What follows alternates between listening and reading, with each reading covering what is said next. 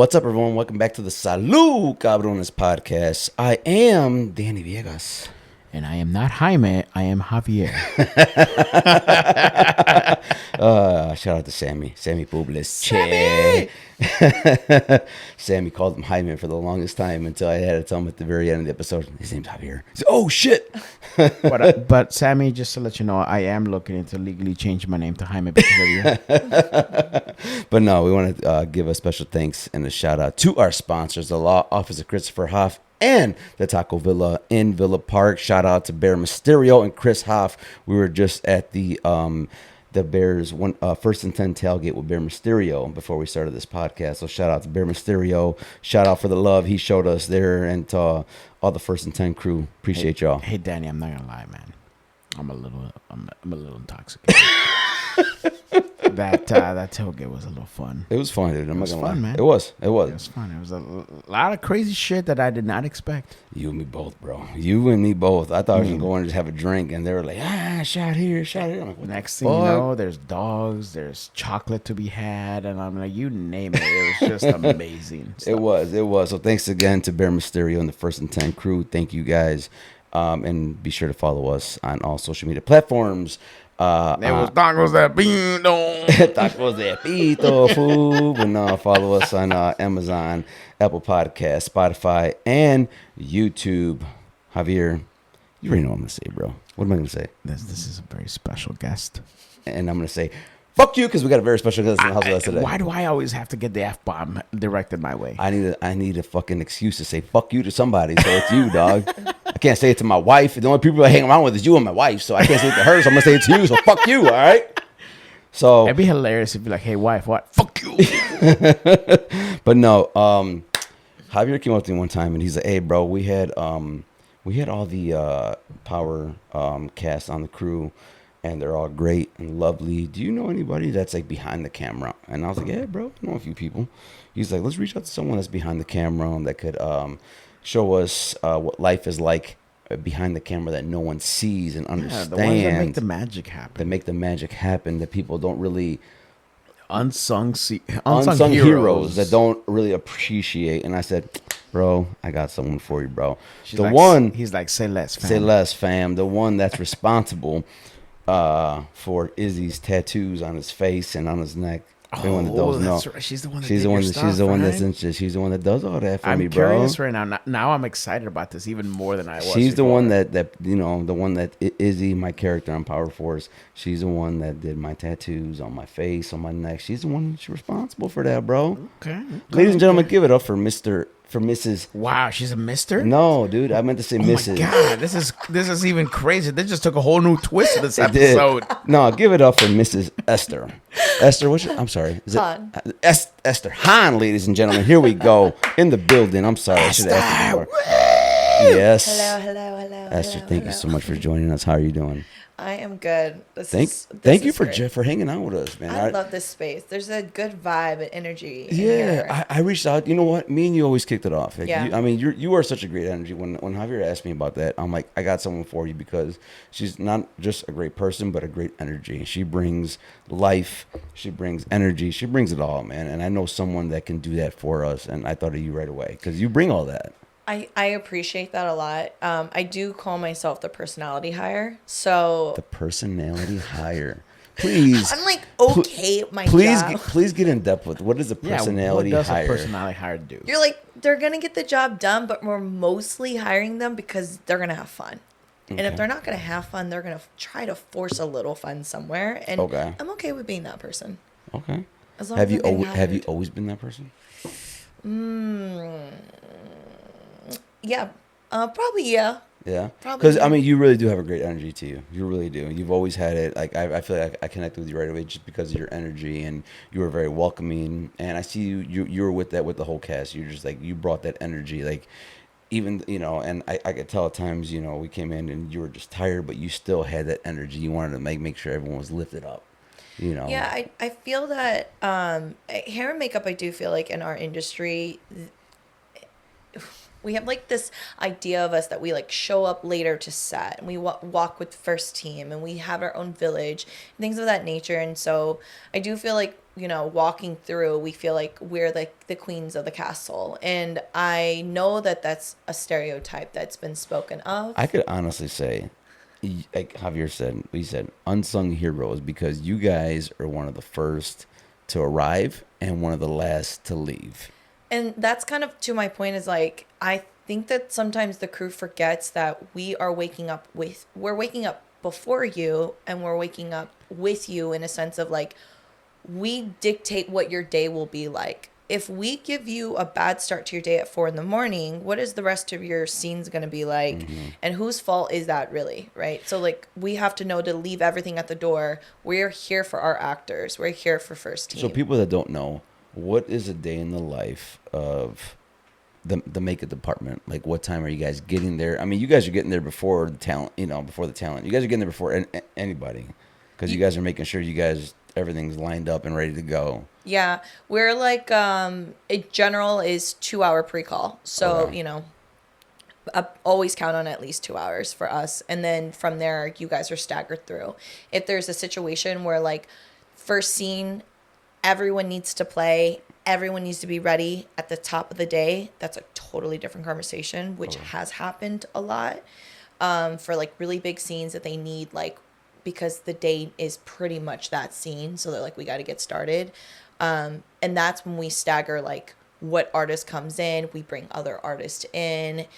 Actors get shifted. It's very crazy. It's very similar to, like, what publicity days look like for actors. I remember, like, being in the makeup trailer with you. You're putting on the tattoos, and you're, like, saying, like, man, we didn't finish last night till, like, 1, 2 in the morning, and I had to be here at 6 in the morning. Mm-hmm. So you're literally wrapping up, going home, sleeping for like 2 hours, waking up and getting back into the makeup trailer. Totally. And keep your energy up. Don't get snippy. Keep up what's going on. We don't have walkies.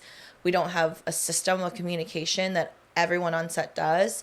We have a PA. So now we're face to face, interacting with usually, very green people in the industry who are just trying to get their feet wet. Maybe they don't know what they want to do yet, so they PA. They're usually then assigned to us. So then we're running on stew, and then we're like getting mad at our PA, and it's like, it's not your fault. I just need the information. Yeah. We know it's not your fault. You're just a rookie. Like, I know you're new, and I know it's your first day. So now, was this always like the dream for you? Was always what you wanted to do since like a child? Like, is it like you wanted to do like makeup for movies and film and everything?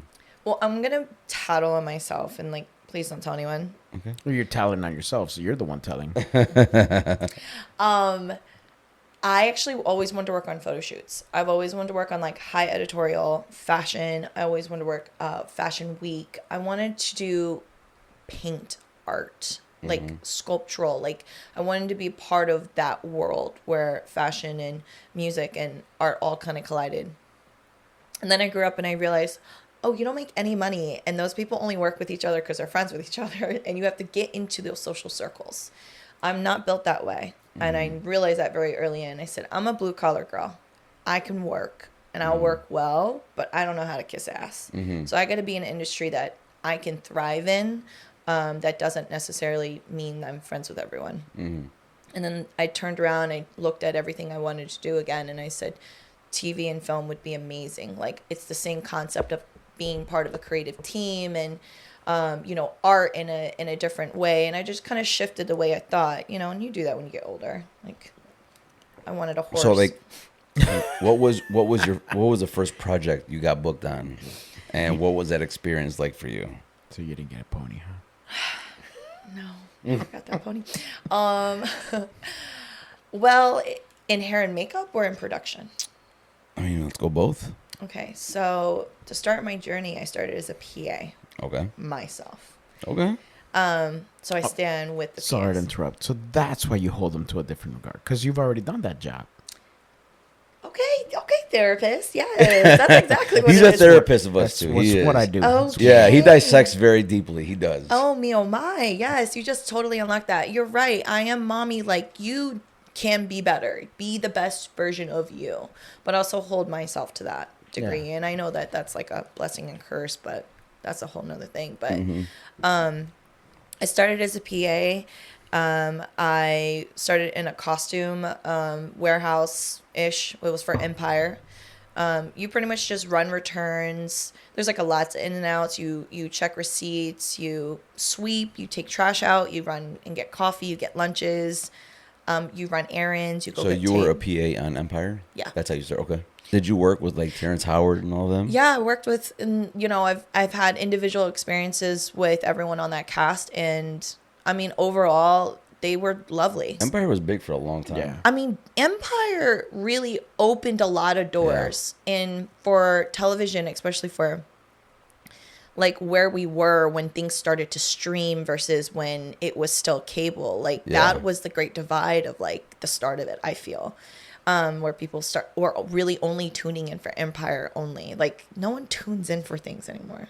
Yeah, I get it. Anyways, So all yeah. the big shows are all streamed now. It's It's all like all the streamed. main ones. Yeah. I know it's kind of sad. I kind of miss that anticipation of Yeah, like I let's get sit it. down and watch it When, together. when we were kids, I mean, I vividly remember like being excited for the next episode of like say Married with Children, like Martin, those kind of episodes, shows when I was little. And as I got older, like different shows. But yeah, nowadays I sit sometimes with my wife and we're like, hey, the new episode of so and so dropped on Netflix or Amazon or whatever. Let's stream it this week. There's no rush to be there the moment it drops.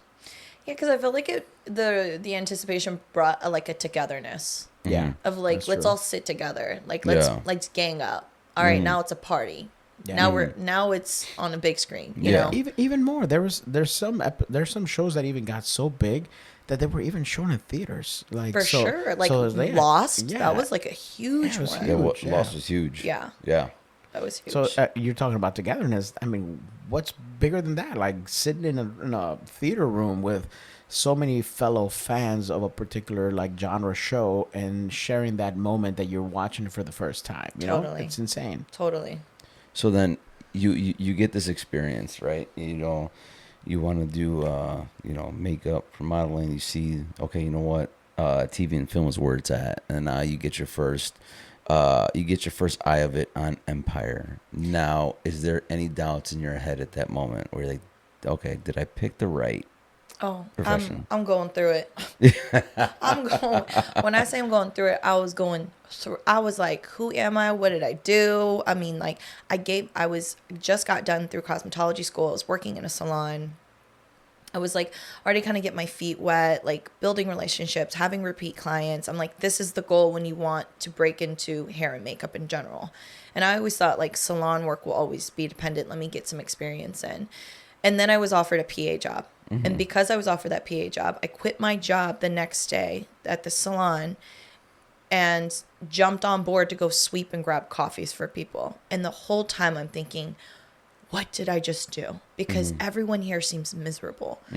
But then, in retrospect now, at the time, if you would have asked me 6 years ago when I started that journey, I would have been like, I don't know why I'm doing this. I must be, a glutton for punishment. But now Huge regret at that moment, I would imagine. I just didn't know, and it just comes with getting older and having wisdom. Yeah. But 6 years passed, and now I can understand, okay, people were just comfortable and nobody considered each other anymore because they didn't care. Everything was like a machine. Everything, they knew what to expect. They knew what hiccups were going to happen. They anticipated what actor wasn't going to show up or when things were going to delay or what guest star decided that, your time isn't their time. What Okay? would you say? I mean, obviously, don't give no names, but give a scenario where you're like, one day on set or in the makeup trailer, where you're like, "Damn, this person is a prima donna," or just like, "Oh my god." Don't give, like I said, don't give names. Don't even say he or she. For those of Just you say a guys, person. Let me tell you something. She just rolled her eyes. My list, roll it out to be Santa Claus's. Like, dude, not even act like, not even, let me rephrase that. Even in background, I work background. I usually key, but I background, I day play. I don't care. I don't care what you need me to do. I'll do it. I'll sweep the floor as long as you pay me. I Yeah. do not care. But even in background, the amount of entitlement. I'm like, the amount of, no, I want this. Okay, ma'am, I just got to make sure you got to take the blue eyeshadow off. I don't know what to tell you. Like, I'm literally following like 3 people's orders, like up the line. Like, I feel like I deal a lot more with that than first teamers. First teamers are usually amazing. I mean, I've had some sourpusses.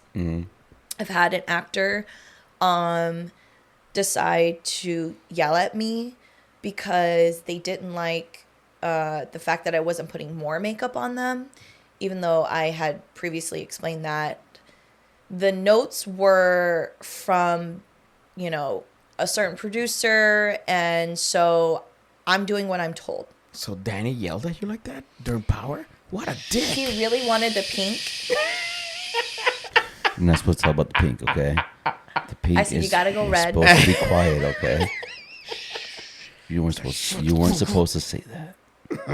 You weren't supposed to say that. Sorry, I forgot. Makeup trailer rules are very different. Danny can be a jerk. Just, you know. I know. I can.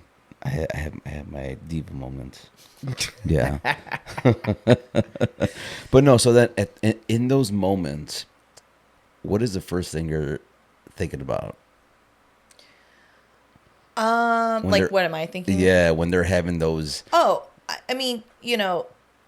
And how do you compose yourself to be like, you know what? Okay. I'm gonna say this, that I totally know how douchey this is gonna sound, but I'm very proud of how I can handle myself in those situations. 8 out of 10 times. That's pretty good for me because I'm kind of a hothead actually, and I'm really mouthy, so I'm like, I love to just give it right back. But you know, in this world, I have worked in corporate. I have been in those spaces. My partner is in finance. I've been to those dinners. I've had to learn very quickly how to compose and speak back to someone who thinks that they, you know, have control or entitlement of me. And especially as like an Asian woman, I feel like people expect us to be quiet and bow and, you know, be subdued. Like, oh, I'm sorry. Like, nah, bitch, not me. I'm curious. I'm kind of curious. Not me. No, I'm kind of bitch, curious. I'm Nah, bitch. No, I'm Chicago ho. Like, what's up? Like, like I'm so curious. That's your T-shirt right there. Chicago ho. Chicago. Nah, bitch. So, give a pretty much realistic view of hair and makeup, like their day in general. Like, let's say the first person's call time is 6 a.m. What time are you guys getting there, and what time are you guys wrapping up? So, just so that way people can understand how that works. Yeah. You know. So if they're coming in at 6 a.m., one actor's coming at 6 a.m., the one artist that does that actor's makeup will come in about an hour or an hour and a half before, depending on what that actor needs. If he has a lot of tattoos, tattoo cover-up, full face makeup, body makeup, adjustments, things of that nature, and maybe possibly a big costume change or a big hair change. If that's the case, then there would be a full 2-hour, 3-hour pre-call. So then you get up at like 3, 4, 5, whatever. Then the day starts, and then people are staggered, or they're all sat together. So everyone will start together, and then from there, it's all staggered. When you first walk in the door, turn on the lights are on. Teamsters have been there an hour ahead to get everything started for us. So lights are on, generators on, power's on. Walk in, we make hot towels. You make sure everything, paperwork is right for the day for our check-in and daily sheets and time cards. We make sure that everything's clean. We prepare our station for that actor. So as you see, I'll lay out all the tattoos, all my continuity photos, every makeup, the brushes I like to use, and maybe go ahead and start prepping, the next actor. If he has a prosthetic or things of that nature, that's when you would step in and start doing that. And then wait for you and then hit it. And the best thing to do in the morning, literally, you just make towels and prep your station. Since I'm a beauty artist, it doesn't take much time for me because I know exactly where everything is. I'm very meticulous. But Anna, my special effects partner and work wife, she's like the key FX artist on our show. She needs like a full half hour to prep sometimes because she has prosthetics and she's got to prep the glue and mix things. And she, you know, she's like, I don't know anything about that world. That's why she is the key. And she is like, you know, the goat at it as well.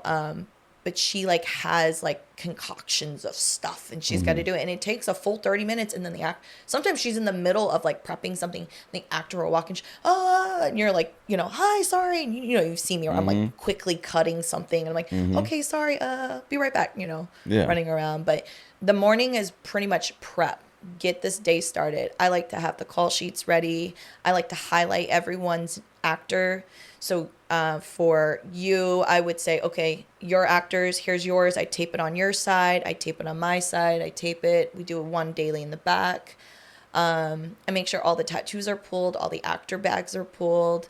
That's how I like to start the day. So I got a quick question on this because now you sparked an interest in what you do here for me because you talked about like everything that you have to prep. Someone like Danny that had very minimal tattoos done for him for the show. Do you guys, how is that done? Are you guys printing that ahead of time, like multiples, so that every single time that Danny now is showing up to set, you guys already have pre-printed stuff so that it goes on him? With that being said, how long is a prep for him versus someone that, let's say for the sake of argument, has a full body cover? Well, a full body cover would be like hours and hours, right? I mean, it just wouldn't happen. Yeah. Like first and foremost, it just like, especially for TV nowadays, for sure. Like I'm sure once upon a time that was a possibility, but I've never even heard of that being a possibility. Just because it's like, just make him wear clothes or pick another actor. Yeah. That's where we're at. But I'm thinking of like, for example, like, I mean, you mentioned special effects, so this probably wouldn't fall on you, but for the sake of argument, like in horror movies, like Freddy Krueger needed full hands, body, face. There in scenes he was without a shirt, but we never saw his legs, so it's not like you got a full body. So you're doing waist up. So my first thing in the hair and makeup department that I ever worked on was Candyman. Really? Was Jordan Peele's Candyman. Really? Okay. Yes. My wife just tuned off this episode, side note. She absolutely hates Candyman. She's listening to this episode right now. She goes, well, she's like, I'm out. 2, 3. She's like, well, that's it. I'm not listening to the rest of this episode. And my work wife, you know, the greatest of all time, Miss Anna Callie, she worked on Candyman, and that is definitely more a question for her. But I mean, like, you know, we knew, like, it took hours of, like, even on Forrest. I mean, she would do prosthetics on Forrest, and it would be like, okay, this is like an hour. But that's because she's fast. Yeah. Like, that's kind of her, like, claim to fame is she can get it done. It's going to look good. It's going to look real good, and it's going to be quick. But, like, other artists would take, like, 5 or 6, like, depending on how severe it is. Candyman, there was a burned woman, and that, I remember that they said she was in the chair for like 4 or 5 hours. Man, because she needed a full. It was a full blackout with the texture and the latex. I mean, I don't know what it was, and like, you know, a bunch of prosthetics, and you know, they were gluing like pieces on her, like, and then in order to take those pieces off, you have to have a certain medical remover. That's why like their jobs are so crazy. And like, right now you hear about that with Dave Bautista and Ryan Reynolds, because their characters are scarred. So you always hear like these crazy stories about them having to be on chair forever and hours on end. And I think about that like, man, imagine being the actor that has to go through that process, but you never think about the artist putting all that stuff on them. The actor has to sit there and be cool, and that's the story we hear about as fans. Right. That's the stuff we look online and go, oh my God, that must have been horrible for them to sit there for 8 hours on end. Yeah, well, what about the person? And you have an artist that's like sweating and like they can't really drink because their like hands are in gloves and they're like holding like, you know, like chemicals. Like this is like not something to play with, which is like, I think kind of forgotten, because makeup and FX, we cross worlds all the time. We always dance in each other's worlds because we have to coexist because we work together. So it's like, I don't know anything about FX. I do because I know what not to use and what to use. Yeah. Because I'm working right next to, Anna, which is awesome. But I would never say that I was an FX artist. And a lot of people do that sometimes. And I think they forget because speaking of scarring, there had been instances where actors didn't want to sit and wait for the remover because they didn't think it was that big of a deal. It was like, oh, it's like a Band-Aid. It's starting to peel. It's, silicone. I can pull it. And they'll rip their skin. It's nuts. I'm a big Halloween guy, so I get it. But I would imagine that the stuff that you guys are using is like far beyond what we can get at the stores. Totally. You have to like special order it. Yeah. It's like certain stores you can get it. Yeah. So I think you can order it if you really wanted to. Let's be serious. So then what's been one of your toughest jobs on set? Toughest jobs on set. Oh, let's add to that question. What's the absolute nightmare scenario that you've ever dealt with in terms of makeup? Have you ever done something where, he mentioned worst day on set, right? What happens if halfway through a set, when you're, setting someone up and all of a sudden you're like, oh shit, it's wrong? Or done it.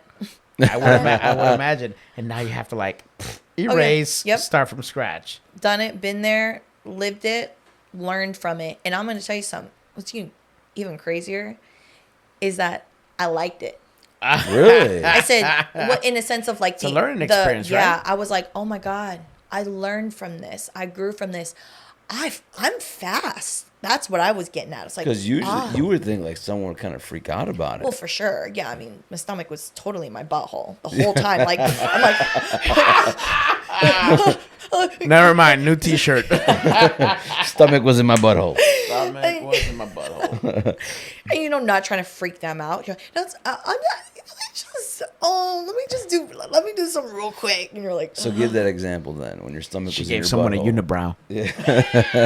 The continuity was wrong. I wrote down the continuity wrong. So for me as a key, well, and any artist I'm sure does this. But for me, I feel like it's important as a key to have the breakdown, and the script breakdown and knowing the scenes, what scenes they are. I don't know what is happening, but at least I know what it's day, night. Because I don't think people understand that the makeup artists are getting the script too, so that way they can see the continuity. Absolutely. Yeah. It's an interesting concept, by the way. As much as I would imagine that happens, I never put thought into that. Mm-hmm. Yeah, because you're right. I guess people don't really think about the paperwork and the kind of the admin part of doing what we do in production. Mm-hmm. And I think that touches a lot back into I have worked corporate world. So it was an easy transition for me to, I get to paint faces and I have to do receipts. Yeah. Okay. I can do this. No problem. But I like to get the script breakdown. I like to understand what the scenes are, just the scene numbers and what day and night it is. So I can start writing continuity. And then I have my actor's name.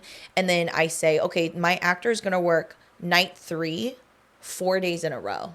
So I know I'm just going to do the same makeup for 4 days in a row. At any given point, things change as they do. Hello, you work in production. Oh, we're throwing this new scene in. I'm like, okay. And I'm checking my notes. Okay. Well, then the day happens. Scene 1, scene 2, scene 3, changeover. Okay, now I know it's a changeover. Her makeup should change. No, we said that an actor will be like, no, we said we we're going to keep it that way. Oh, we did. Did we? I don't even know.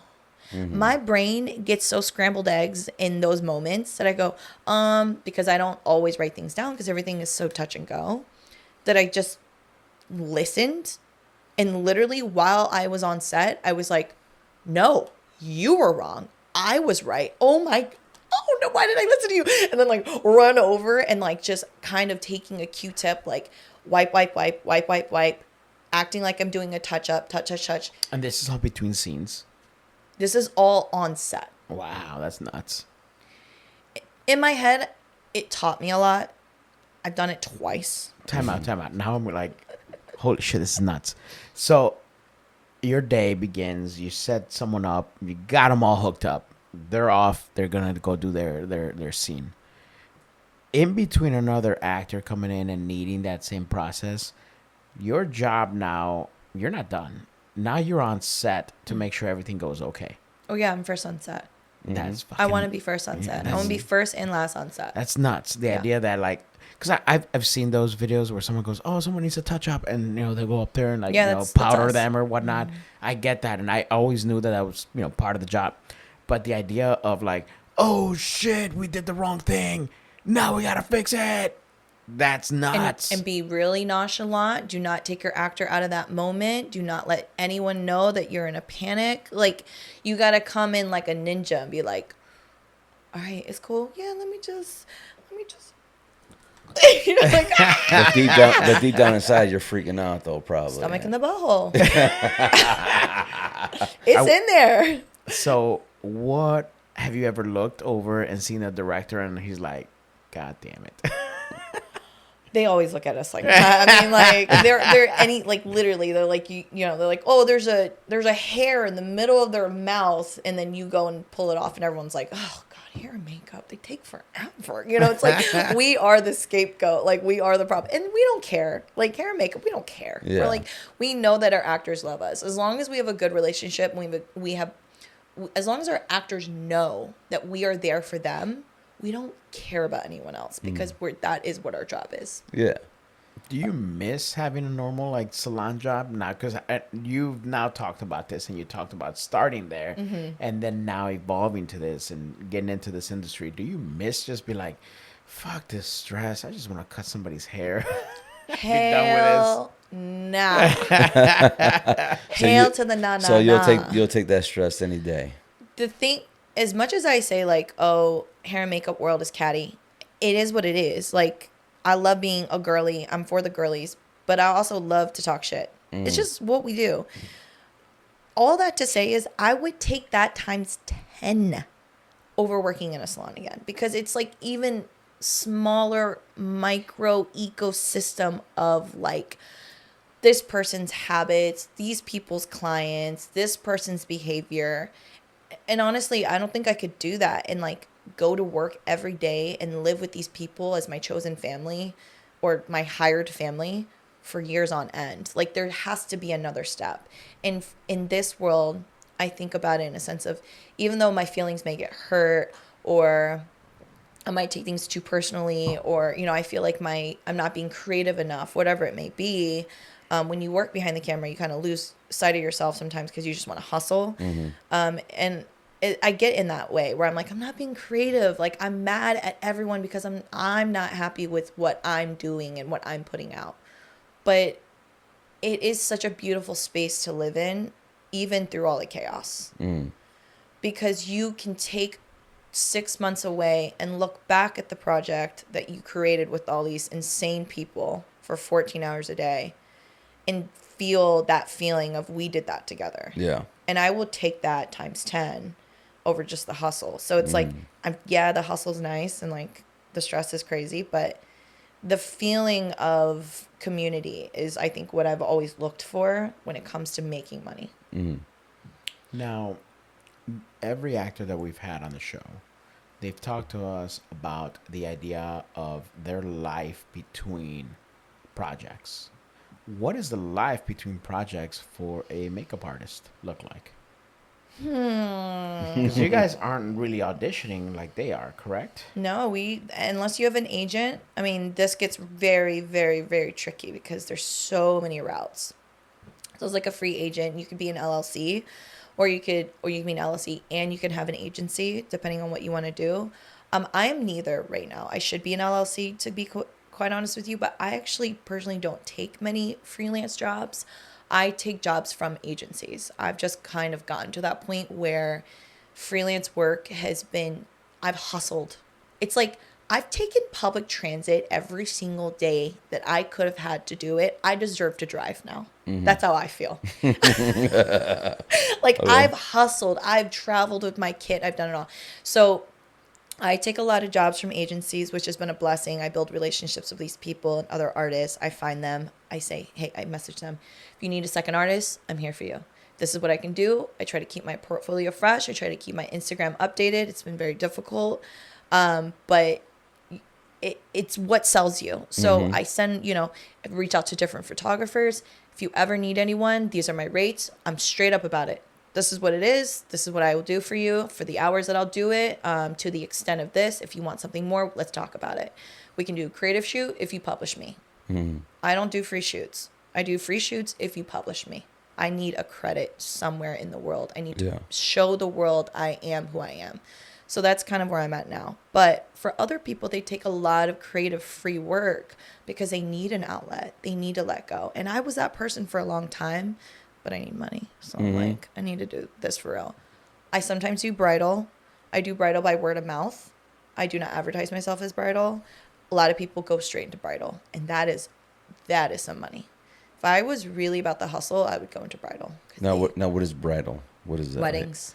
So Just wedding you're doing season. makeups for weddings and stuff like that? You sign up with a salon, you sign up with a bridal company, a glam team, Instagram glam teams. That's very big right now. You audition for them. You come and you bring a model. You treat them like a bride, and then they decide if they want to keep you and bring you on as a team. And then you're freelance. So then they call you. All these different people are you available this day, this day, this day, this day? And it's all sourced from different places. Hey, Danny, if she had any of your tattoos left over, just realize that there's some bride that walked out there with your tattoo on.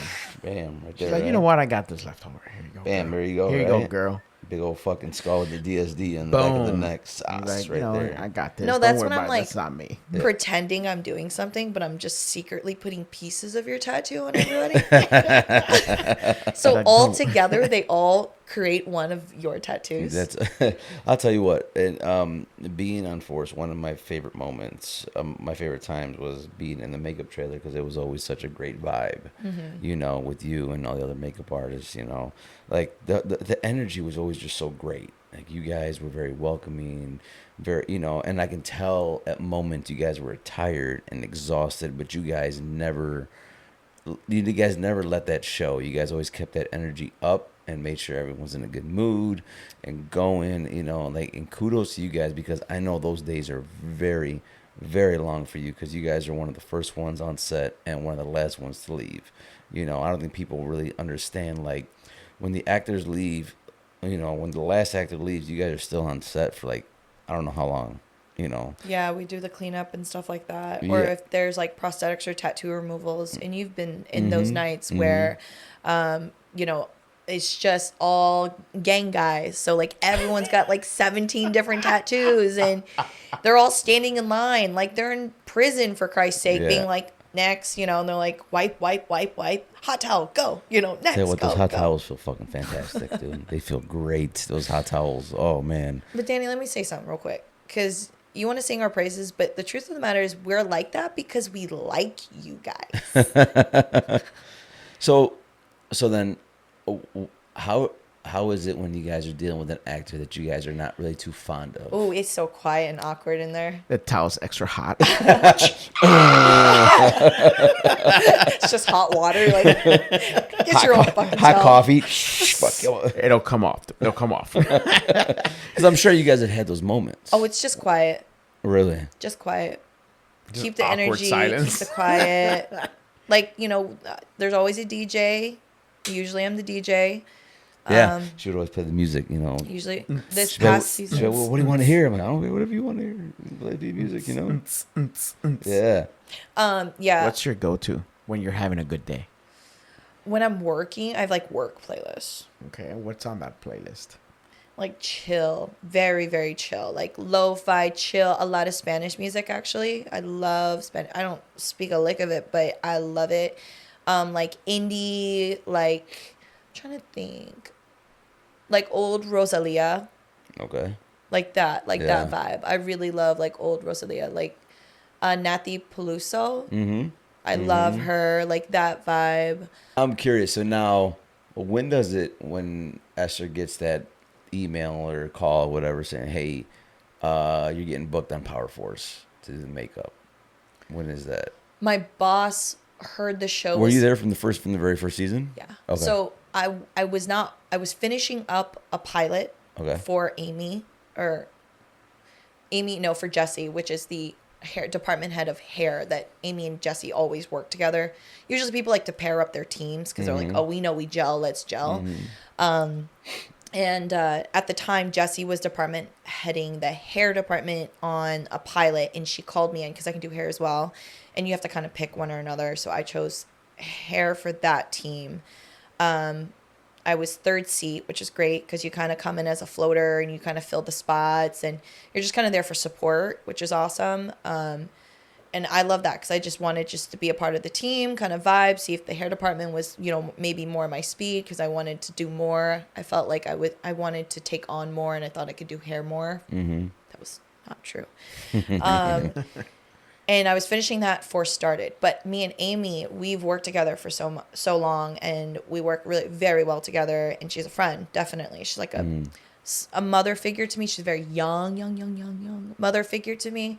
Amy's great, by the way. Yes. And she's just like kind of a guiding light in a lot of ways. So I've kind of used her as my mentor without her, signing up for that. But she knows I call her for like work questions, like, this person's offering me this for this and this. What do you think of it? Like, she's been great in that light.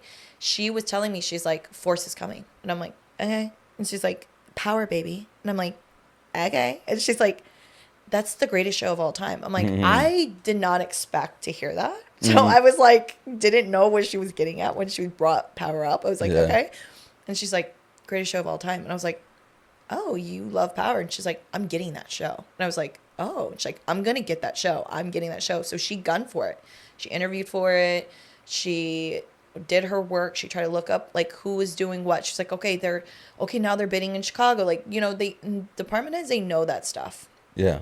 So I don't know how, but they do. They always have the information. And they're like, okay, now they're bidding in Chicago. They might do here. They might do there. And then sure enough, she interviewed and she got the job. Mm-hmm. And then from there, episode 1 started. I was finishing the pilot. Then I immediately the next day hopped on Divorce. Really? Yes. And I worked that day as in the hair department, day 1, episode 1.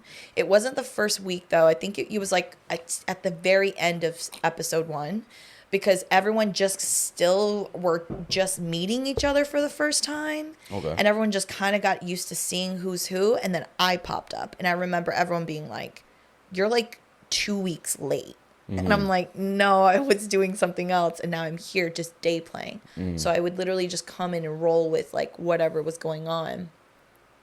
And then I remember the day of, we were sitting in this dark bar, and the 2 department heads were talking about who gets me on their team. Mm-hmm. Because they wanted to they knew they could push for another fully staffed person because it was so busy. And I use swing, so I bounce back and forth a lot. Mm-hmm. So like, I worked on a show for both these department heads because I love them both. So I know how they work. I know their team. I feel very comfortable with them. So Monday, Tuesday, I'd be hair. Wednesday, Thursday, I'd be makeup. Friday, I'd be hair and makeup. Mm-hmm. Like, it was crazy that way. Yeah. But for Force, I was like, I just want to do one. So they said, you need to choose, and I chose makeup. And what's your initial reaction when you jump on the set of Force? Everyone was so cool. Everyone was so well dressed. Everyone just had like this like vibe to them. Like, even like the local crew, like Grips, everyone was just like the coolest guy in the world. And I felt very like, oh shit, I need to like dress better. Like, that's like, I gotta So you upped your shoe game is what you're saying. Baby, the shoe game has been big. For anybody who's wondering what that joke was, she showed up in here wearing some Air Maxes. Like, styling and profiling. I am an Air Max girly. No, it was really cool. Everyone was very cool. I was very intimidated. It was very intimidating. Everyone was very good looking and cool. The actors seemed very chill. And I'm like, something about this, when the producers are even good looking, cool looking people, you're like. Did you meet 50 Cent at all? Have you met 50 Cent? Yes. How was your first interaction with 50 Cent? Did you say no Diddy afterwards? I've always wanted to meet him. I wish I would have met him on set, but obviously that never happened. Okay, my favorite story of meeting him is we were all sitting underneath a viaduct. So it was dirty, smelly. There was clearly rats running everywhere. And we just all parked and just made our own like little villages. And hair and makeup, we always get the short end of the stick, so we don't get a monitor, or we had like an iPad or something. It was pathetic, and we had it on like a tiny tripod. We're all crowded around. There's like 8 of us crowded around an iPad, or like an iPad sized monitor that was from like, the 1980s, and we're like staring at it like, okay, I think their makeup is okay. So we're all like crouched, and all of a sudden we feel this presence come up. And it was like a warmth. It was like a smell. And then everyone looked up, and it was 50 Cent. And it was like, no fucking way. And everyone's like, I don't know, blah, blah, blah, blah. And he's like like, how she said it was like a scent. Like a certain smell. What does 50 Cent smell like? oh my God, he smells so good. Yeah. Does he smell like a full $1? Or does he If smell? that's what it's for, Or does he? full tonight. Or does he smell like millions of dollars? Oh my God. I don't know what it is, but it is like, I don't even know, because it doesn't even smell like fragrance. It smells like his skin almost. Does that sound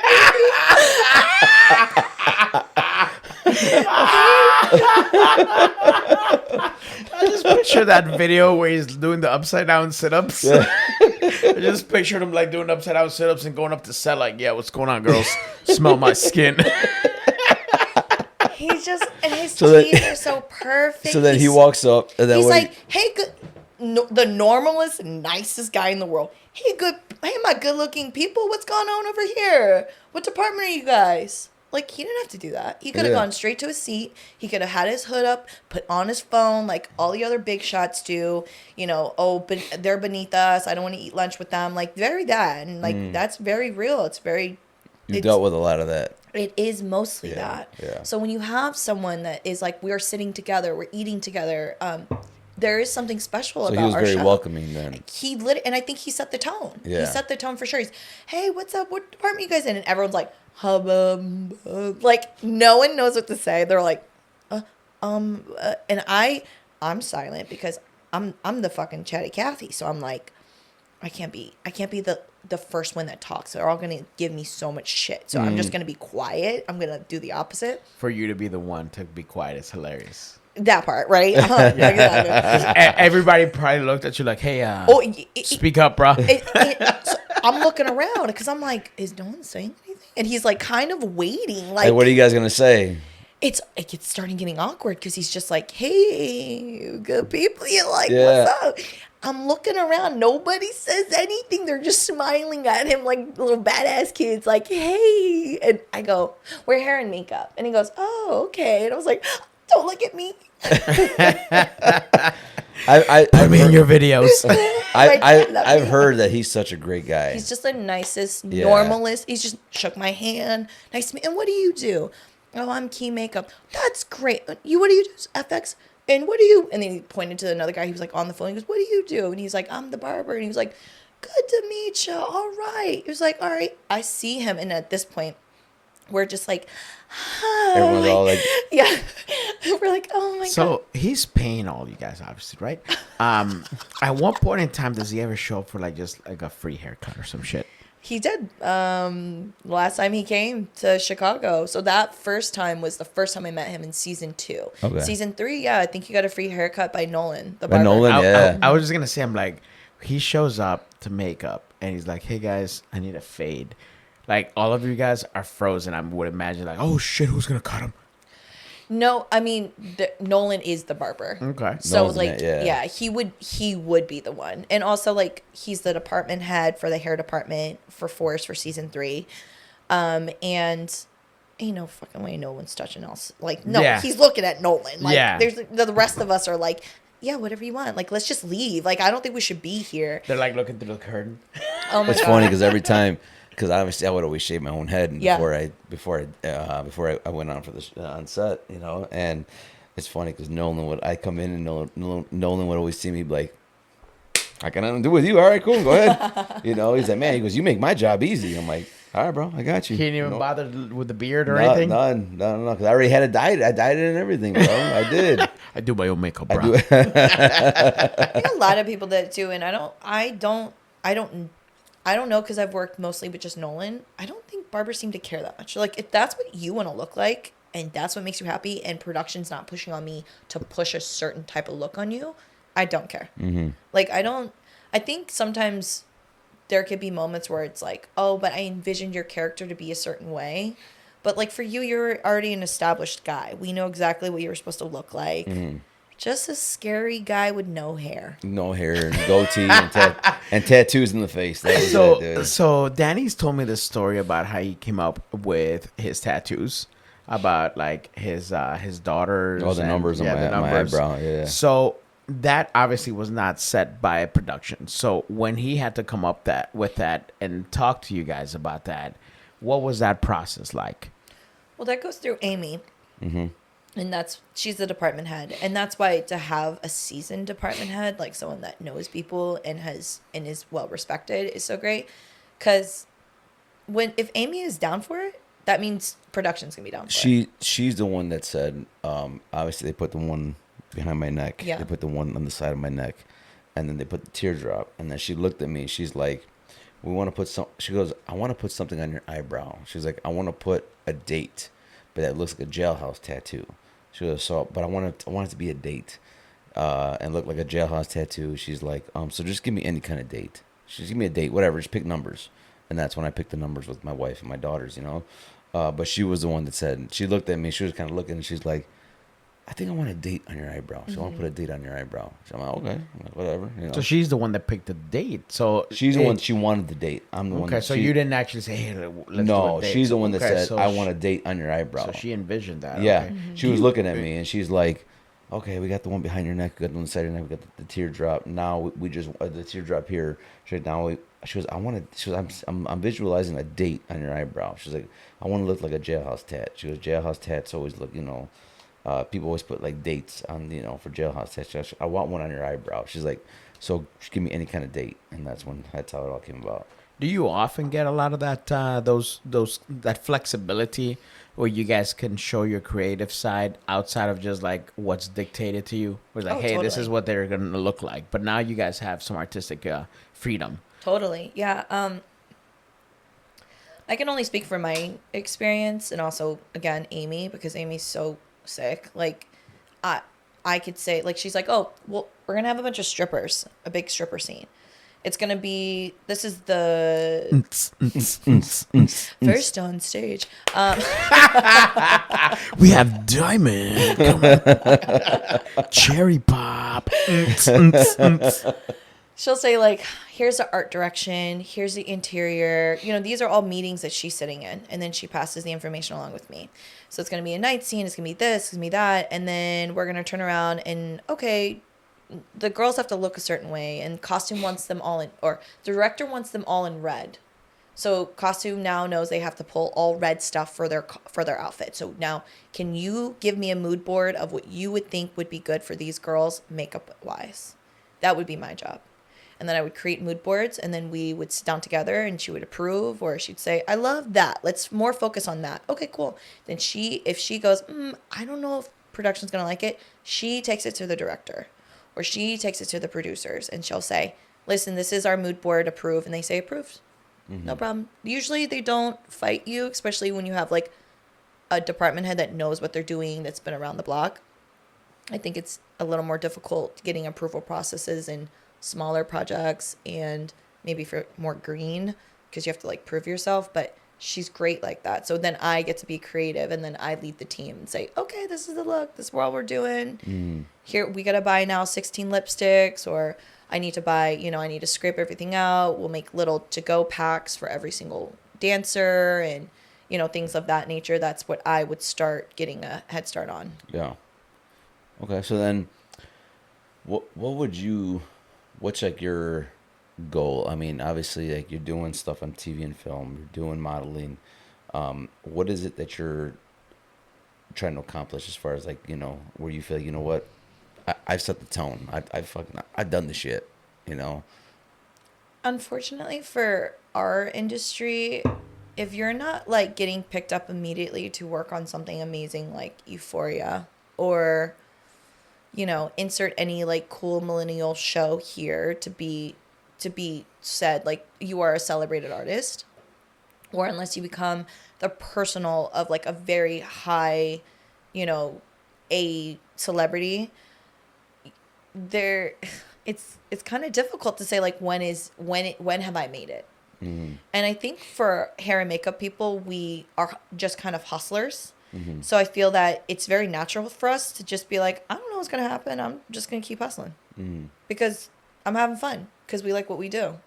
And if we didn't, then we go do something else. And a lot of us have. The pandemic for sure sat a lot of my industry friends into a different direction. The strike pushed a ton more out. You know, I met up with a PA that I worked with, and I love him. We just ran into each other. I'm like, what have you been doing? What have you been working on? I haven't seen you in forever. And he goes, girl, I went back into accounting. I said, I'm tired of that life. He's like, the inconsistencies and like, you know, the set life and the hours. And I'm like, I want to start another show tomorrow. Like, So you're hungry for that. I'm hustle. hungry for it. I like it. I like that feeling. Like, I like the, oh shit, this happened. Cool. How do we fix it? Let's fix it. You've been talking about these department heads. Do you see yourself elevating your game to that point where now you're leading your team? Or are you content artistically where you're at in terms of like, look, this is what my wheelhouse is and this is what I want. I just want to be in bigger and better projects. I think that's a great question. I think every artist in any world of my part of my industry or not thinks about that consistency. Like, should I get to a point where I'm managing everyone? And it's like, do you really want to be a manager? You really want to be in charge of people? And then it's like, then you feel like you have to carry their weight, you know? And I know myself that like I carry a lot of weight on my own because I'm very hard on myself. I'm a little bit of a perfectionist. That I have to remind myself every day to let things go. And then I also like to hear other people. I like to be there for other people. So I know that I would take it on personally. And then I would take it personally if you disrespected me. So I know that about myself. Like, I know that's my red flag in a sense where it's like, I can't hear too much because then I'm going to say, what can I do to help you? And you say, give me $100. I'm like, okay. And then you're like, bye, bitch. And you dip and you never talk to me again. I would be devastated for months. Like, it would sit with me for months. I can't let things go like that. Or I'm like, I loved you. I try to help you and you disrespected me. Like, if I managed people, I would feel people call off. People don't show up. People don't do their job. People feel lazy. People steal. Like, I would have to deal with the reality of that. So, like, in that sense, just from that alone, never. And I say that all the time. I will never be a department head. What department head people deal with is incredible. They have to deal with production, directors, the UPMs, the producers, the guest stars, the actors, all of us. You know, all of us children being like, Mom, you said I could leave early today and you let her go early instead. Why not me? You know, and she's like, bitch, sit down. I got bigger things. I got to plan the next meeting, you know, like that is what I think of all the time where I'm like, wow, what they do is admirable. And I think that's why I speak so highly of them because like, who wants to take on more responsibility for really not that much more pay? Especially in Chicago. Right. The pay in Chicago for our department is great. But in comparison to other cities, it's a joke. Have you thought about going to other cities and other states for makeup? I would. I think about New York a lot. I think that I would thrive in New York. I think my work ethic and my want to be known just by my work ethic would get me far in New York. I am just projecting because I don't really know for sure. I've never worked in either spaces. I just know a lot of my LA friends and hear what they talk about and what my New York friends and what they talk about are very two different worlds of like, it seems like New York people are like, oh, I'm just so busy. Like, it's not like, oh, this production treated me poorly and everyone got fired without notice or we didn't get food again or our paychecks didn't go through. No, it's, oh, I've just been slammed. I'm sorry. It's like, I want that. I want to complain about that. I want to complain about not sleeping too busy. Good problem to have, right? I love that. Like, and enjoying life. Yeah. You know, you work these 3, 6 months, half year, 8 months projects. You get 3 months for sure you can take off and you don't have to worry about anything. It's like, that'd be a teacher. I'd rather do this. I can cuss. I could cuss my guys out instead of these kids. I could be like, Fuck them kids. What would you say was your greatest day on set? Something that sticks out to you. John Slattery and I sat in a warming van together. It was a freezing night, and it was like 3 a.m. And he was just the coolest dude. And he was like, "What's your deal?" And he just asked me about me. And I was just quietly on my phone. Like, we didn't have to talk. You know, there was a Teamster in the front seat. There was a little music playing. Like, it was very calm. And I didn't feel like an awkward space. I would have told him, dude, be quiet. I'm going to take a nap. It's 3 in the morning. What? It's 3 in the morning, bro. And it was a moment, I think, in time that I remembered, like, oh my God, I'm here.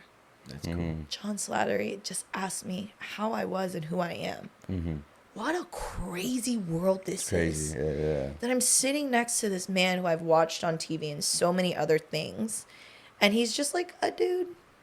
Still beautiful, handsome, cool. Great.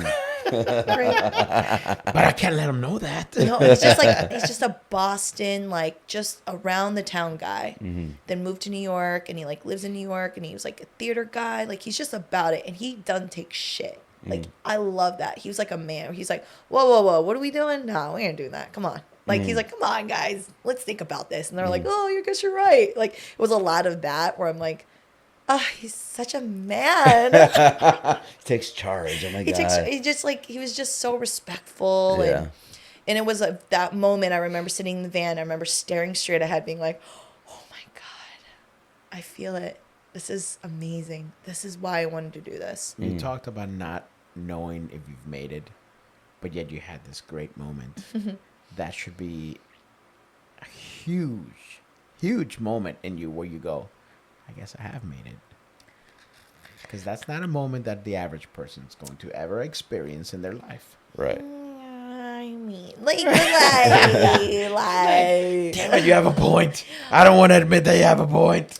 maybe it's like the artist in me, Yeah. right? Like, it's just not good enough. And I am like that with when I do makeup or hair. I'll take photos of it and I'll just like go home later and I'll critique myself, like, damn, I knew I should have gone like just a little shade closer to this.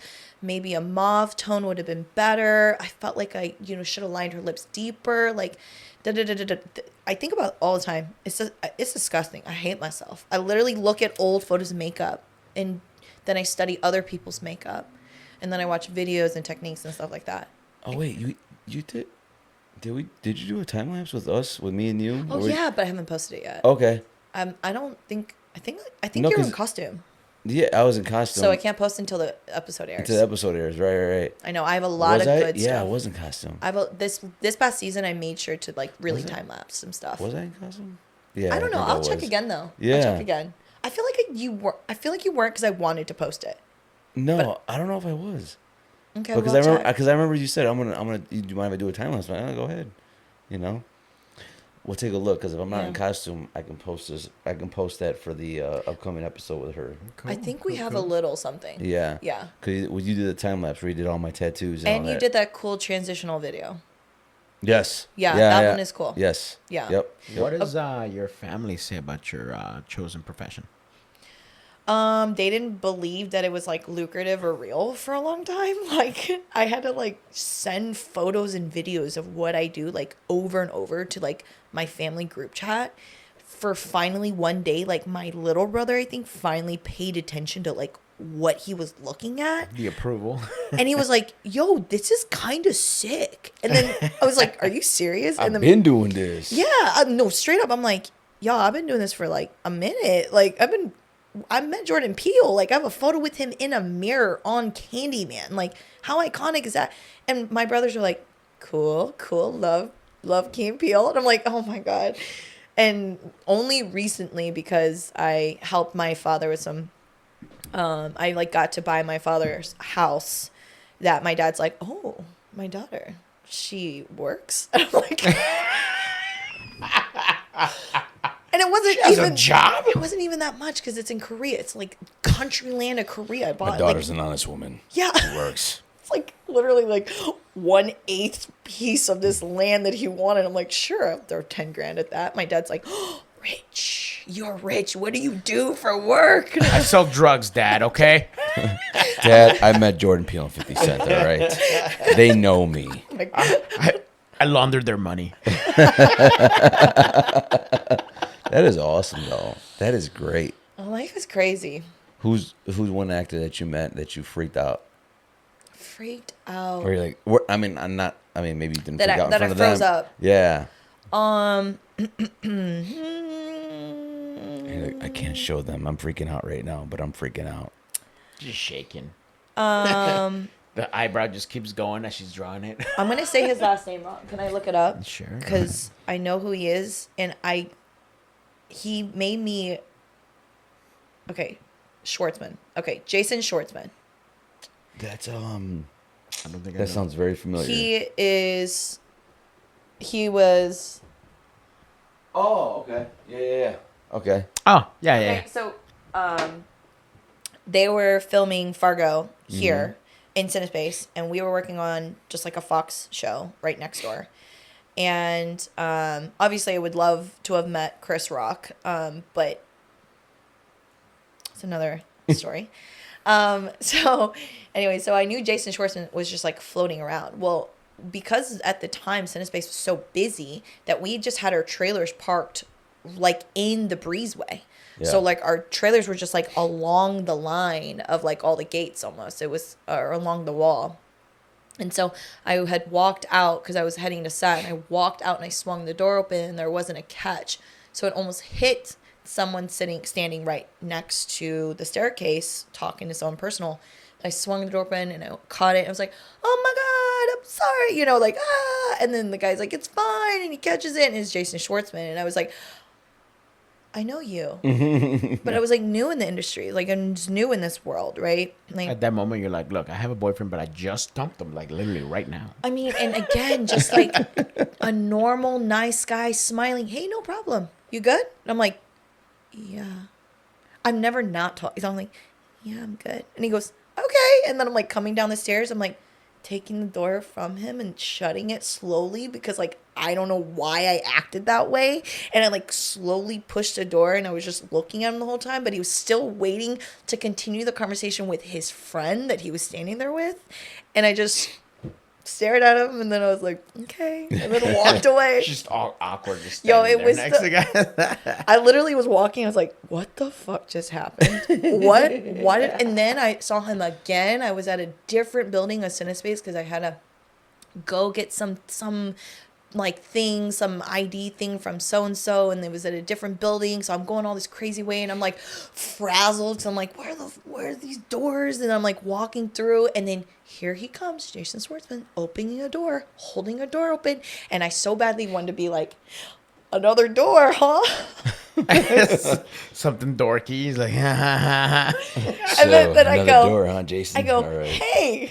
And he goes, hey. But I just kept walking because I just didn't have, I was like, why am I like this? Like, I think it's just because I watched him on TV when I was younger. And so, You ever seen Dumb and Dumber where like Jim Carrey's walking out of 7-Eleven? He's like, hey, guys, big gulps, huh? All right, see you later then. that's literally me. Like, I was like, wow, he's so cool. I know him. Like, what the fuck? Just be normal. He was just like, okay. Like, he was super nice about it. It was just like, I think he probably gets it a lot. But So piggybacking onto Danny's question with that one, being in this industry, obviously you're expected to like work on big stars, some medium guys, some small stars, blah blah, some beginners. Is there a bucket list of actors, stars that you would hope to work on their makeup, whether they be big or small? Are there like some people that you're like, oh man, I want to make sure I do this one day? I think for me, that's like a 2-part answer because, like, funny, silly scenario, what is your dream job in a sense of, like, staying in this realm? I would love to be, like, the go-to groomer for comedians. Interesting. So Okay. outside of movie, mostly on comedians. Stand-up comedians. I'd love to go on tour with them. Okay. And just be their groomer, cut their hair, do their makeup, whoever it is. I just want to be surrounded by, like, funny people who like to travel and are just kind of chill. Like, I've realized that. Danny needs a head shaver, by the way. I do. I need a head shaver. He's not that funny, but he's Yeah, alright. I'm not that funny. I'm funny looking, but I kind of need my head shaved every That once in a might while. get you past. You know, need my head shaved once a week. But wait, what was the question again? Way to go, asshole! You fucking threw her off with that comment. See, I was like, head shaver. You can hire fucking me. She's like, I could shave his head. fucking. Way to go, I'm like, I asshole. got this good clipper you like. Yeah. I'm just talking. I'm just asking about like the idea of like if there's a bucket list items like like people, whether they're big or small, in terms of being in the industry, who you want to work with. So I say comedians because I've been asked this question a lot, actually, or I've been asked this question before by someone I really wanted to answer it, and I could not, and it bugged me again, for days. And I was like, why did I not know the answer to who my dream person is? And I think it's because I started rambling off names, and I realized it was mostly comedians. Like, why do I want to be Conan O'Brien's makeup artist? Like, you know what I mean? Like, I would do it because I want to work with Andy. But but I mean, like, that's where I'm at, where I'm like, I want to be that. I want to be on their team. Like, I want to be part of it, and I want to offer something. But realistically, what my dream job would be is to do something creatively. And it does not matter who it is, what the actor is. I just want to do something that's so creative and it might have to be like a period piece or something where it's like the makeup is so significant that it matters in the storytelling of a story. Oh, that's interesting. That's where I would like to be. And it doesn't have to be historical or period, but it seems to sometimes always be that, where like, oh, now her face is red. It's more red. Or, oh, now she's wearing, like Marie Antoinette, like in a sense of that, like the height of how much makeup she wore told the story of where she was in her life, which I thought was really interesting. Interesting. Well, as we begin to wind down here, obviously you said you would love to work with comedians and all that, but as of right now, what is your goals? What are you working on? What can we see? Where can we see Esther at right now? Well, we can see her work. Yeah. Oh my goodness. That's a great question. This is the time where I feel like a lot of us people in the industry can all relate. The wind down after rap is, what am I doing with my life? What am I doing with my life? What's next? What's the next project? What's the next project? What are you working on? Oh, you got days on that? That's fine. I didn't get any days on that, but the next project's going to be up next. That's like what's going on always. Yeah. So I'm at a point now where I'm transitioning into taking more classes, getting more education. There's nothing in the works for me right now, but like how my world works is because I work with so many great agencies that just call me as a freelance artist. Like the other day I did a fashion show for Neiman Marcus and St. Lawrence Hospital, and it was a benefit, and it was awesome, and it was huge, and I was so lucky, and it was literally, can you come today at 3:00? And I was like, yeah, it's this much money and this is what you're doing. Great. And I get that all the time. What's your toolkit look like? Oh my gosh. I'm curious because as soon as you said that, I'm like, she's got to have a toolkit that's like ready to go at the moment's notice. So, like, like back in the day when you would always hear those stories, especially in movies, if you see like, hey, this doctor's coming to make a home visit, they would always show up with those like leather like bags that open up and blah, blah, blah. So now I'm kind of curious. I'm like, what does your toolkit look like when you're making that moment's notice appearance somewhere? So to preface it, I myself as a person am very unorganized with my personal items, but when it comes to work, I'm like a psycho, like OCD person. There's a breakdown of like my foundations. They're all in the same size. They're all like cohesive. Everything lays together flat. All my eyeshadows are depotted. They're all in sleek little cases. So I literally pull out a briefcase and I open it and it has everything. Then I have another bag where it just has brushes, sanitation, anything extra off to the side. So for my makeup kit, it is one suitcase and one rolly bag. And I'm good. I could rock it. And that's ready to go at a moment's notice. Yes. Always. I always have my bag. Every job, I come home, I pull everything out, I wipe it down, I clean it, I clean the brushes, I get it ready, I refill what I need to, because I am not organized. But with my stuff, I have to be. So when I bring it into the house, that is the time to do it. because I'll forget. And then the next day will happen. I'm like, fuck, I don't have any brushes. Like, or like, I ran out of spray. Oh my God. You know, like, I hate that feeling. Now, is there anything going on in Chicago right now that you would love to work on that you're trying to get into? No? Or you know? I don't know, man. I don't know. She just gave us that look. Yeah. I'm at a, Spill the tea. I'm always happy to day play for any show in Chicago.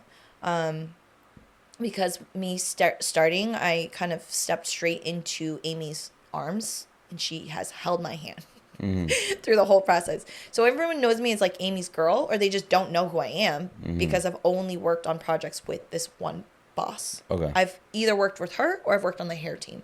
And Okay. we like hair people know me. So like, you know, I bebop, but they know I don't do hair anymore. So they know like not to call usually because I'm going to say no. But yeah, so I take this time off as a way to reflect Okay. instead of trying to push myself into other teams that have already been established. They already have their people they call. They don't need another. If they did, they'd call me. They all know about me. They know of me. And that's fine. I'm totally cool with that. I think it's a very normal thing that we don't talk about enough is if you're not getting called, it does not mean that you're not good. You're just not part of this plan right now. Your time will come. This is your time to reflect. And that's what I have to tell myself. And a lot of makeup artists and hair people in my industry, and just like anyone in any field, we talk about this to nauseum of like, we have to stop punishing ourselves for not consistently working because we're still worthy. So this is my time to reflect. And then come January, I'll start panicking again. But I will panic. Oh no, the panic will come. I'm gonna ride out the holidays real quick. Well, that being said, man, people watching this, if you're in the Chicago film industry, TV industry, man, hit up our girl Esther. She is fucking bomb, man. She's a boss with it, you know. But no, thank you for coming on today. We really appreciated it. We hope you had a good time here This with was us. fun. Thank you. One last question. Considering your profession, how many times have you had family ask you to do this stuff? And in terms of that, you're like, shit. Do you bring your A game? Do you just kind of go, it's just family. Just slap some stuff together, whatever maybe. You mentioned bridals earlier. Has that ever come to play with anything that you've done for a personal job? Because as Latinos, they be, hey, you do makeup, come on. Yeah. For free, right? You can do it for free? Come on, let's go. I know, right? I was gonna say, it's funny you say that because the only time I really do stuff, like my family does not ask. So, and my friends sometimes ask, but they know, like, my friends know me. I'm a worker bee. So I'll do it. If you really want me to do it, I'll do my girlfriend's makeup. Yeah, of course. I have a hot date tonight. I'm nervous. All right, I got you. I'll do your makeup. But they never ask me because they know you got to pay me, baby. I want the money. I want the money. You know, obviously. Time is money. I have a best friend that lives in Florida. And when I'm with her, she's my childhood best friend. But when I'm with her, I'm always doing makeup. I'm on duty. That's just part of the deal. She can't do it. She knows it. And it can't be seen with her. Yeah. I'm like, I love. Girl, your shit is all jacked up. I Let me said hook you up. Mama, see, I can't tell people that I'm a makeup artist and I ride with you looking like that. No, baby. Like, I will do it for you for free. Like, that's crazy. You straight up looking beat up from the feet up. Like, if she Can't knows do it, that she'll be shit. like, help me. And I'm like, yeah, girl. I'm like, what the fuck is this brush? How old is this thing? You know, like, It's all crusty and shit. Got all the fucking It is. 12-year Oh my residue God. and shit on that. oh my God. I'm like, please, this thing has bacteria. But my friend Josue, I work with my friend Josue a lot. When I do big bridals, he's my go-to person. I'm like, I got this bridal team, like, you know, this wedding, like, come through. Like, I need you. Okay, on it. We work together at Urban Decay at the Water Tower when I was in cosmetology school, and he was just getting his general education. Or, yeah, his AA. I didn't go to school. I don't know. So, we were both kind of going through this like system of like Chicago schooling, and we bonded with each other, and we love makeup. And he is Mexican, and he always is doing favors, and he's always asking me to help him. He's like, girl, I'll pay $60. I'm like, $60 to drive all the way over there and beat that face down. And and Latinas like their makeup. And they're going to tell you which eyebrow they want darker. So you got to be on your fucking shit. eyebrows up. They fucking. And let me say that Make they make me will. make me look mad today. And then they'll be like, well, how much if I come tomorrow? And like, they're great because in a sense, like clientele wise, they're loyal. They're loyal. You know what they like. They'll tell you exactly how you like it. You can get it done. But I always help. So there was a point where I was like, I can't do it anymore. I'm getting lowballed, dude. Like, I can't do it anymore. I was like, I'm doing it for like the gas money at this point. But he loves doing it. And I will say lately, I've been kind of getting the itch to be creative, and Latinas love being creative. So I've been hitting them up like, all right, let me know when you got more jobs. Like if the girls just want to go out, I'll just do it. Because I'm getting bored now. See, okay. Well then. So let me know. So if you don't want me asking. you already knew it. I already knew it. Fuck you, dog. If you don't want me asking, how old are you? How old do I look? Honestly, 29, 30. Don't look at me. I'm not saying that. I know better. How old do I look? Look at my skin. Look at it. Look at it. You're on the spot, homie. I know, right? I already gave my shit. I'm gonna go 28. 28. Okay. Thank you guys. Yeah. I'll be 35 in 2 weeks. Really? Mm-hmm. Man, well, you look great. Thanks. You're I young. appreciate you. I appreciate you. I'm old. I just turned 40. He's 48, so. Why do I keep getting old every episode, man? Because you're fucking old, He's bro. 62. Yeah. Oh my god. He's almost there. Last episode, I was 55. Now I'm 62 today. Man. But no, we want to say thank you. Thank you for coming on, hanging out with us today. There's We hope we had a good time. There's so many more things to talk about. I but know. like this episode felt like it flew by. Dude, I know, we're it already did. an hour and a half in. I know, This is it's crazy. That's crazy. Yeah. I feel like I barely talked. We just Like, I still wanted to talk about her tattoos, her dad not approving, Oh, because yeah. we had like that conversation beforehand. Yeah, yeah. Actually, you know what? Fuck that, Danny. We're gonna finish with that. All right. This is Okay. the way we're gonna finish. one the last episode. story. One last story. For those of you guys that are like wondering what the hell just happened, we had a quick conversation before the episode went on where we talked about our parental figures not enjoying our ink on our bodies. And I mentioned the fact that my mom knew about my tattoos early on, but my dad went years without knowing that I had a single tattoo. And that I used to wear long sleeve shirts just to cover it up. And then summertime was rough. And of course, she had the exact same story. Tell us all about that. One part of that story that I failed to mention is, Hold on. You're a makeup artist. You could have covered that shit up. Yeah, and for trust me, real. I know how to. You just don't want to do it, huh? He's I was just nah. like, why waste all that product? Makeup Wear a costs long money. sleeve shirt. One thing I failed to mention earlier is my dad lives in Korea. So it was a little easier for me in a sense because I would only, when we would visit or things like that. But my extended family here, I hid from as well. So that was very difficult because my aunt has always been like, you should come, we should go to Florida and do like a girls trip and be on the beach. And I'm like, oh no, I'm like, no, like Christmas. That includes a bikini that you will see all my tattoos. Yeah, and I'm like, no, like I love Christmas there. Or like, what do you mean? Like I love being bundled up because the whole time I was like, I'm gonna get disowned. Like, Yeah. like Koreans, I don't know what it is. I still think tattooing in Korea is still technically illegal right now. Really?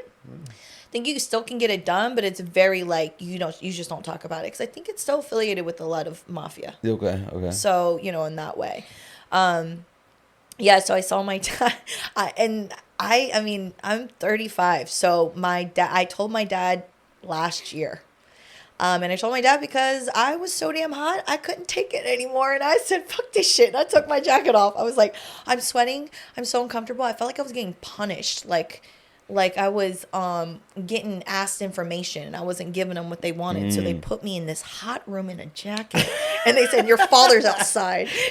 You either tell us what it is or you got to go outside and tell your dad you have tattoos. And I said, I'm going out. So I literally opened the door. Like the door was open. My little brother saw me. He was like texting me like, what do you think you're doing? Don't do this while I'm here. Are you kidding me? And then my dad walked by because he was like, what's going on? Like, why are you taking so long? So I think we were like going somewhere. I don't remember. Dad walked by and he peeked in. He was like, oh! and just like stood there like a sad little man. Oh. And then he just walked off, and my heart shattered. The I was just, disappointment, right? You crushed your dad's heart. You crushed your dad's heart. Dude, I was, Dude, I know exactly what you're feeling. man. I saw the same look in my dad's face, but being a guy, I was just like, man, it's about time he fucking found out. Fuck that shit. But inside, I was like, I just disappointed my old man. it's like that little kid, like, are you gonna miss your mom? No. Yes. Man, you disappointed your pops. And I sat on the ground. I was like sat by, like it was a teenager guy. And sat on the ground, my back against the bed, and I was like, shit. Like, what do I do? He hasn't said anything. He's not freaking out. Should I go out there? And then I walk out there and I sit down. My little brother gets up, runs out of the room. And the worst thing is when they don't say nothing. That's the worst thing. Nothing. It's like, okay, He what are said they thinking? nothing. What are they thinking? I know, it's creepy. Dude, Because you don't know what they're thinking. Like, there's no response. You're like, is Let it me- good or bad? I don't know. You know what that feeling I don't know. is? Stomach in the butthole. Stomach in the butthole. Stomach in the butthole. Yes. Yeah. Yep. Stomach in the butthole. Yeah. Absolutely. A callback, perhaps? Yeah. Diarrhea. Absolutely. My Yeah, brother dude. had tattoos before I did, so I was always the good child. And the moment I had some, I went way beyond what my brother had. So all of a sudden, I became the horrible child. So it was like, How dare they? yeah, my brother was just like, my brother was rubbing that shit in, dude. He was like twisting the I would knife. have done the same shit. My brother was just like, oh, in Spanish, he was telling him, was like, I guess I'm the good one now. I'm like, what the fuck, dude? I guess I am the good one. Oh man. So then, what did he say? What was his first response to you? I remember it was World Cup, so lots of games. My dad was very into watching, or yeah, maybe it was like the pre or whatever. My dad was very about like, okay, this game is on, let me watch it. And I remember sitting down on the couch, and I remember he turned off the TV. And I was like, ooh, dagger. Damn. Dagger in the side, because I knew in my head, I was like, Dagger in the butthole in the stomach. so yeah. butthole in the stomach, dagger in the Stomach, side. yeah, Double. Stomach in the butthole all day. And I just like, this man doesn't even want to watch soccer, football. Like, he doesn't want to watch this. Like, that's how sad he is. We sat in silence, and it was, honest to God, it felt like a movie. We're sitting in silence, and you couldn't hear anything in the house. And I remember sitting next to him on the couch, and I leaned my head on his shoulder. And I said, are you mad at me? And he put his arm around me. It makes me emotional. He put his arm around me, and he slapped my arm, and he said, I can never be mad at you. I was like, and I'm like right now, I'm like, and then I'm like kind of like laying on him, and then he like kind of lifts up my shirt because I was wearing two. Oh, and he sees the peeks rest at it. of He picks at it and he goes, you can't take them off. No, they don't come off, Dad. Take 'em off. They don't come off. This them. My is dad sweet. tried sending money to my brother in Mexico to get him removed, and I'm like, I don't think it works that way, Dad. Don't work that way, Appa. Oh, He's like, you man. can't. He's like slapping, pinching. He's like, what? He's hoping he can scrub He them out and literally is shit. like, he's literally doing that, like old Man. Korean man, like, ugh. And I'm like, ow, and I was like, no, this is what it is, and he was like, Man. yeah, and we just kind of sat there in silence, and then I was like, but and this was the year that I like rented a really nice Airbnb. Like, this is where a lot of my money goes. Like, Yeah. I flew my father in. I rented a really nice Airbnb. I got a really nice rental Oh, car. so you already had it planned. Like, she I'm was gonna buttering him baby up, man. I'm gonna baby him right now, and then I'll show him my tattoos. Butter Yeah, him up. yeah. Okay, that was a plan. No. That was a plan. Okay. You buttered him up Oh, really yeah. good. She, like, Okay. propped him up. Did Like, you check this out, old man? Did you butter your dad up before you fucking? Nah, fuck nah, dude. I fucking ripped the Band-Aid right off, dude. No. In reality, it wasn't by design. I don't know, honestly, I don't remember when he saw it for the first time, but I kind of think I remember my wife was telling me, he's like, I think your dad saw your tattoos. I think he was over at our house, and he walked into the house earlier than I expected, and I was like running around the house without a shirt. And it was one of those, like, I walked from the bathroom to our bedroom. So there was, like, that split moment where you're walking through the hallway. Oh. It was like that scene from fucking Signs where the alien walks through. Yeah. Shut So, up. that M. Light Shyamalan fucking twist of the day. And my dad's like, I am shocked. It was one of those moments where I was like, Oh my god. and he didn't say shit. But my wife was like, I'm pretty sure you saw it. Well- I'm like, nah, he didn't say nothing. And then my mom was like giving me that look. And once I saw the look, I'm like, yeah, you fucking saw him. Well, My parents knew about my tattoo, so as you two are disappointments to your parents, I will say, no, Esther, thank you so much for coming today. We hope you had a good time here with us. We hope you enjoyed it. It wasn't too bad, right? No, I loved it. I loved it. No, thank you again so I much. had so much fun. Thank you. Where can people find you on social media? Yeah, put your socials out there. Where can people find you? Oh my God, I'm such a If you disappointing guys are looking for a follower. bomb ass makeup artist, where's it at? Yeah, J Esther Han on Instagram. I'm kind of boring. J Esther Han on Instagram, jesterhan.com for my website. But I'm working on it. Please, I'm working on it. Man. I'm trying to be better. I'm trying to post like twice a week. For all you actors and actresses, don't be surprised if you see Esther as your makeup artist on set. Hey, if you see me as your makeup artist, just tell me what you like. I'm going to do exactly that. I'm going to do exactly what you want because I'm here for you, baby. There you go. But get ready for some attitude if you give her some That's it. motherfuckers. No, Esther, Oh, you think you know me? Oh. Get ready to be put in your spot, bitches. all day, son. But no, I really do. We get a chance to work together again. Like, No, you me were too. awesome. You were great. We will, though. Seriously. You gotta Yeah. you gotta start saying that. Yes, we will. We will. My wife's big on that, saying, like, no, Yeah, you it's gonna got to. happen. I say Yeah. it's gonna happen. So, yes. No, but we will. But no, thank you so much for coming and hanging out with us today. That's great. Like I said, we hope we had a good time. We had a great time with you. You know, I knew it was gonna be a lot of fun. Cannot believe time just flew by like that. I know. It literally been over an hour This and is a half. It's been literally about, what happens all the time. So for that, we're gonna give a big thanks to Miss Esther Han. We're gonna give a big thanks to our sponsors, the Law Office of Christopher Hoff and the Taco Villa in Villa Park. Big shout out to Chris and to Bear Mysterio. Esther, this is the part where we give a toast at the end. You can pick up your water if you want, and we'll just say "Salud, cabrones" at the end. Can you say that? Salud, Salud, salud, cabrones, salud, querebonas. cabrones. Close enough. Quebronas. K-Bronze. K-Bron. Quebronas. K-Bron, there you go. Can you say jabronis? Jabroni. Say salud, jabronis. That's equivalent to There you that. go. There you go. Oh. There you go. But no. Salud, jabronis. There you go. So, when you're ready, are you guys ready? I'm ready. I'm ready. You ready? Yeah. 1, 2, 3. Salud, cabrones. We out.